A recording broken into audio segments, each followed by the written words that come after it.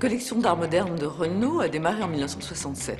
C'était à l'initiative du PDG de l'époque, Pierre Dreyfus. Il ne s'agissait pas d'un dispositif de mécénat à proprement parler, mais une collaboration avec les artistes, c'est-à-dire un rapprochement entre le monde de l'industrie et un monde de l'art. L'entreprise offrait aux artistes qu'ils sollicitaient un soutien technique, technologique, une grande accessibilité aux lieux de l'entreprise, par exemple une accessibilité aux usines, aux chaînes de montage, aux tôleries, aux ateliers du design. Armand venait dans les ateliers, il repérait des formes, il repérait des couleurs, il repérait des objets polissés, finis comme des ailes de voiture par exemple, des boulons, des pièces de moteur, à qui il a pu donner une identité artistique tout à fait exceptionnelle en les accumulant. Il a dit c'était comme un palais où je pouvais me servir. Armand a fait une 150aine d'œuvres avec Renault. Il a dit lui-même à maintes reprises que son expérience avec Renault a infléchi de façon manifeste son art. Un autre exemple serait le chef-d'œuvre de l'artiste belge Paul Bury, les colonnes animées qui n'auraient pas pu être réalisées sans l'aide des ingénieurs Renault avec lesquels il a travaillé de très très près et pendant de longs mois.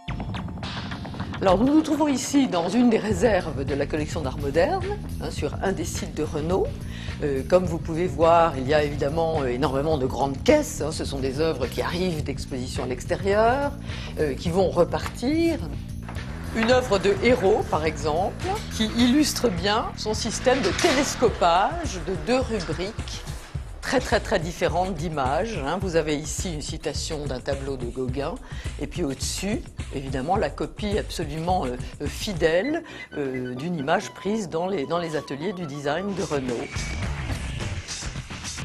Nous prêtons des œuvres parce qu'il y a beaucoup d'œuvres qui sont très importantes, qui sont devenues, avec le passage du temps, des œuvres historiques majeures dans l'histoire de l'art. Renault est maintenant un groupe international et c'est une grande entreprise ouverte à la culture non seulement de son pays mais des autres pays parce qu'elle a énormément d'œuvres d'artistes étrangers dans sa collection et qu'elle fait de grandes expositions de cette collection dans des pays étrangers. Je citerai par exemple le Brésil. Nous avons fait une série de 4 expositions au moment de l'année de la France. Donc c'est une collection qui vit, et qui vit maintenant vraiment un petit peu au rythme de son entreprise.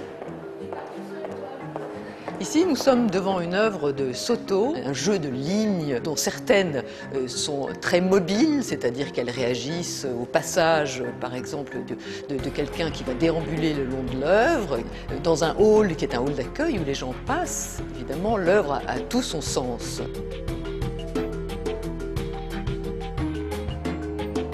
La collection d'art moderne fait aujourd'hui vraiment partie de l'identité de Renault. Et donc il y a un patrimoine artistique qui fait de Renault toujours une entreprise un petit peu à part.